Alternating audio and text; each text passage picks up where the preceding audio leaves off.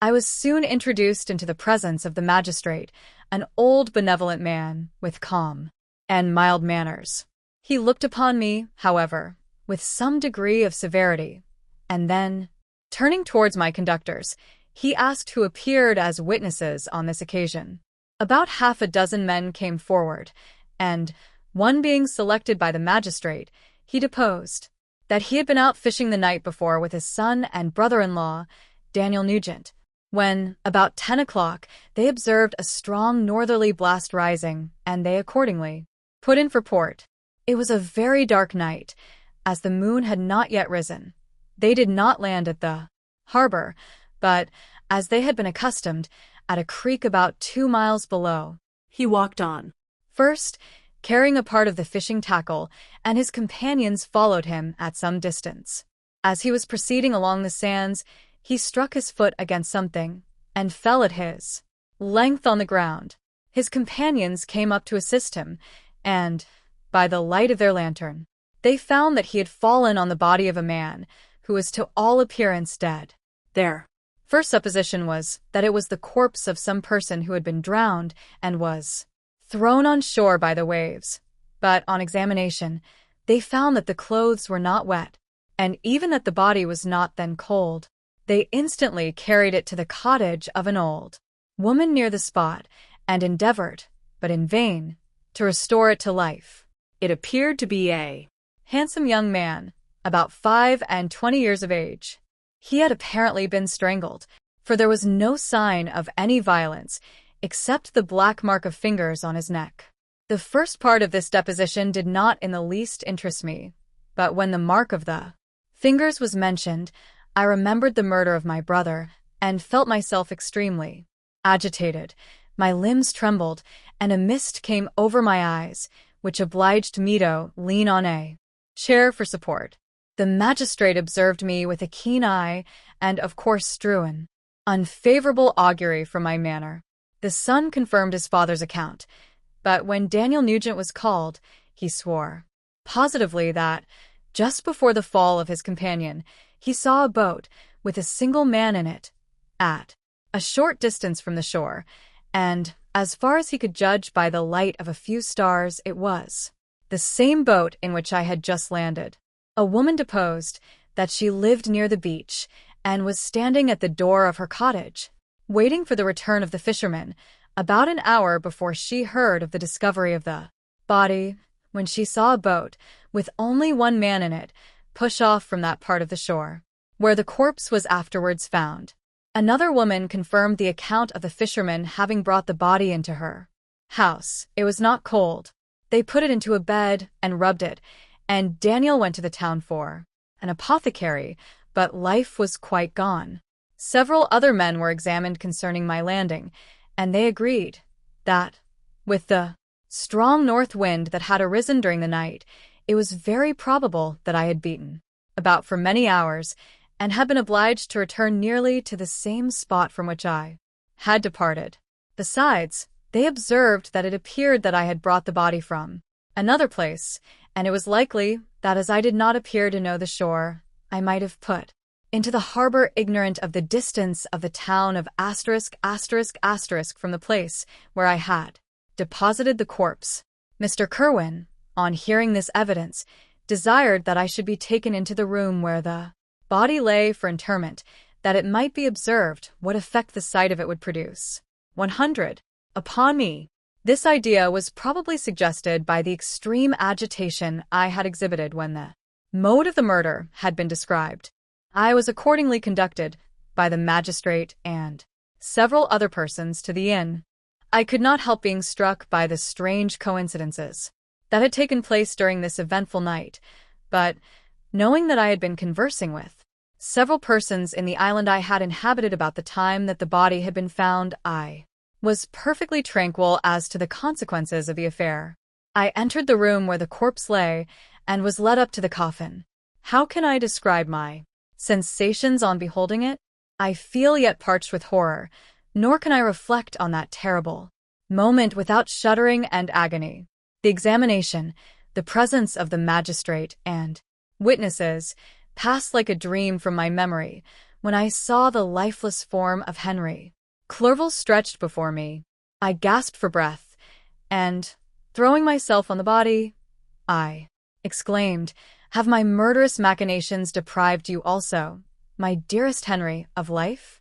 2 I have already destroyed. Other victims await their destiny. But you, Clerval, my friend, my benefactor." The human frame could no longer support the agonies that I endured, and I was carried out of the room in strong convulsions. A fever succeeded to this. I lay for 2 months on the point of death. My ravings, as I afterwards heard, were frightful.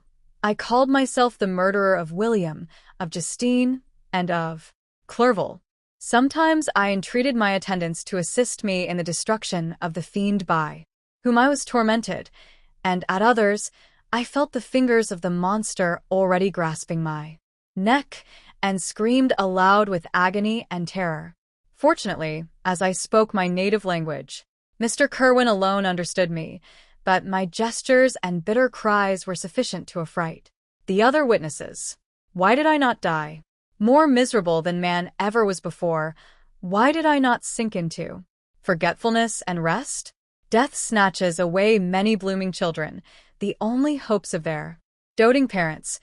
How many brides and youthful lovers have been one day in the bloom of health and hope, and the next a prey for worms and the decay of the tomb? Of what materials was I made that I could thus resist so many shocks, which, like the turning of the wheel, continually renewed the torture? But I was doomed to live, and in 2 months found myself as awaking from a dream, in a prison, stretched on a wretched bed, surrounded by jailers, turnkeys, bolts, and all the miserable apparatus of a dungeon. It was morning, I remember, when I thus awoke to understanding. I had forgotten the particulars of what had happened, and only felt as if some great misfortune had suddenly overwhelmed me. But when I looked around and saw the barred windows and the squalidness of the room in which I was, all flashed across my memory, and I groaned bitterly. This sound disturbed an old woman who was sleeping in a chair beside me. She was a hired nurse, the wife of one of the turnkeys, and her countenance expressed all those bad qualities which often characterize that class. The lines of her face were hard and rude, like that of persons accustomed to see without sympathizing in sights of misery. Her tone expressed her entire indifference. She addressed me in English, and the voice struck me as one that I had heard during my sufferings. "Are you better now, sir?" said she.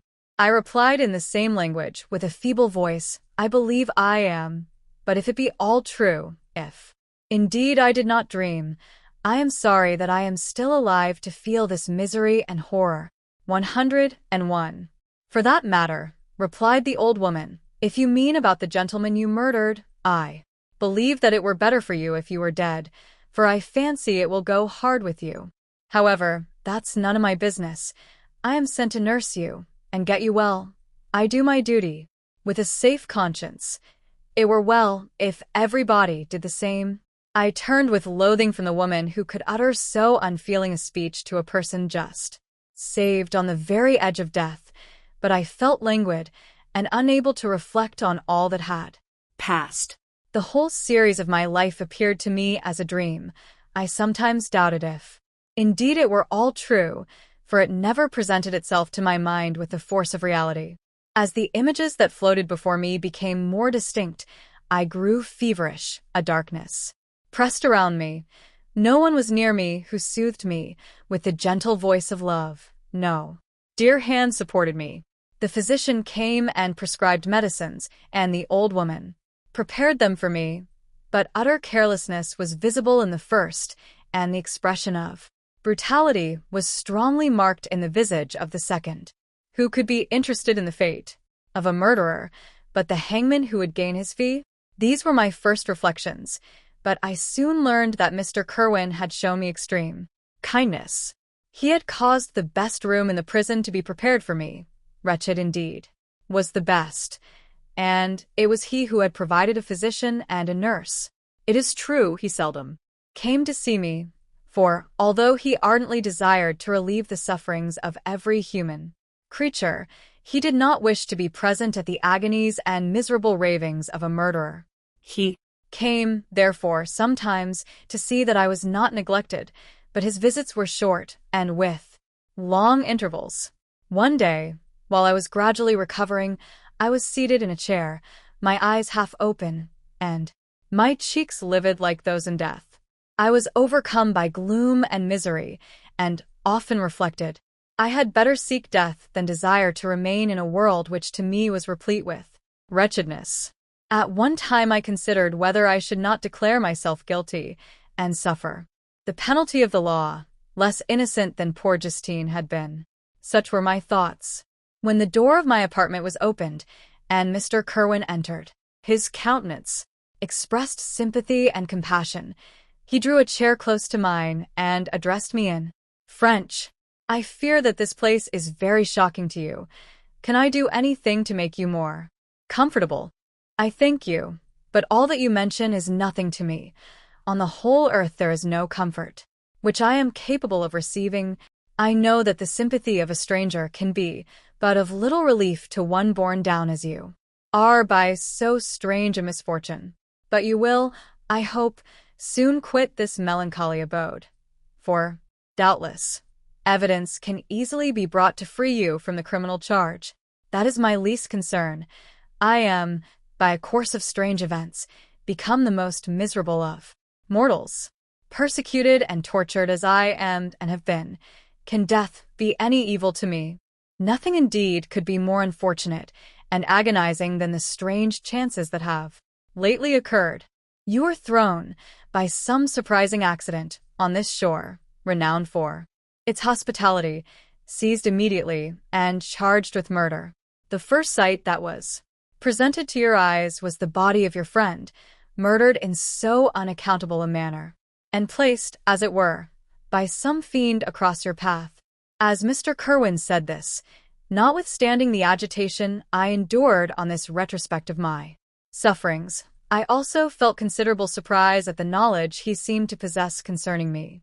I suppose some astonishment was exhibited in my countenance, for Mr. Kerwin hastened to say, immediately upon your being taken ill, all the papers that were on your person were brought me, and I examined them that I might discover some trace by which I could send to your relations an account of your misfortune and illness. I found several letters, and among others, one which I discovered from its commencement to be from your father. I instantly wrote to Geneva. Nearly 2 months have elapsed since the departure of my letter, but you are ill. Even now you tremble. You are unfit for agitation of any kind. This suspense is 1,000 times worse than the most horrible event. Tell me what new scene of death has been acted, and whose murder I am now to lament. Your family is perfectly well, said Mr. Kerwin with gentleness, and someone, a friend, is come to visit you. I know not by what chain of thought the idea presented itself, but it instantly darted into my mind that the murderer had come to mock at my misery and taunt me with the death of Clerval as a new incitement for me to comply with his hellish desires. I put my hand before my eyes and cried out in agony, Oh, take him away. I cannot see him. For God's sake, do not let him enter. Mr. Kerwin regarded me with a troubled countenance. He could not help regarding my exclamation as a presumption of my guilt, and said, in rather a severe tone, I should have thought, young man, that the presence of your father would have been welcome, instead of inspiring such violent repugnance. My father, cried I, while every feature and every muscle was relaxed from anguish to pleasure, is my father indeed come? How kind, how very kind. But where is he? Why does he not hasten to me? My change of manner surprised and pleased the magistrate. Perhaps he thought that my former exclamation was a momentary return of delirium, and now he instantly resumed his former benevolence. He rose and quitted the room with my nurse, and in a moment my father entered it. Nothing, at this moment, could have given me greater pleasure than the arrival of my father. I stretched out my hand to him, and cried, "Are you then safe, and Elizabeth and Ernest?" My father calmed me with assurances of their welfare, and